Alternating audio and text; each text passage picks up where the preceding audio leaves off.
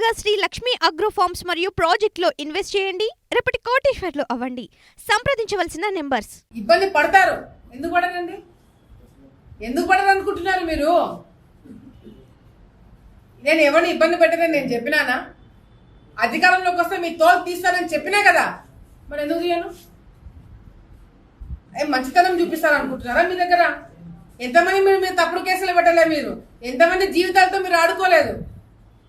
మిమ్మల్ని వదిలేస్తారని ఎందుకు అనుకుంటున్నారు మీరు? ఒక్కొక్కరికి లెక్క చెప్తా అని చెప్పినా చెప్పి తీరుతా. నేను ఎవరి మీద నేను ఇది చేయను, నేను అన్ని మంచి పద్ధతిలో పోతాను, నేను చాలా మంచిదాన్ని దయచేసి అనుకోకండి. మీరు తప్పు చేసింటే భయపడండి, తప్పు చేయకపోతే ప్రశాంతంగా ఉండండి. డెఫినెట్గా నాకు రెడ్ బుక్ ఉంది. రెడ్ బుక్ అంటున్నావు, పెట్టుకున్నా రెడ్ బుక్ నేను కూడా. దాంట్లో మీ పేర్లన్నీ ఉన్నాయి.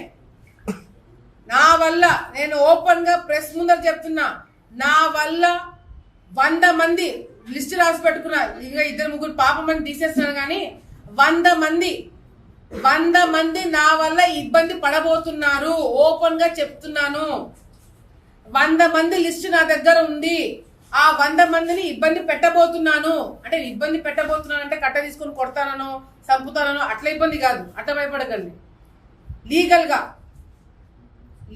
గా మళ్ళీ చెప్తున్నా, లీగల్ గా మీ మీద యాక్షన్ తీసుకుంటాం. మీరు చేసిన అరాచకాలు బయట పెట్టి ఆధారాలు నిరూపించి మరి మీ మీద కేసులు పెట్టిస్తాను. మిమ్మల్ని వదిలిపెట్టము.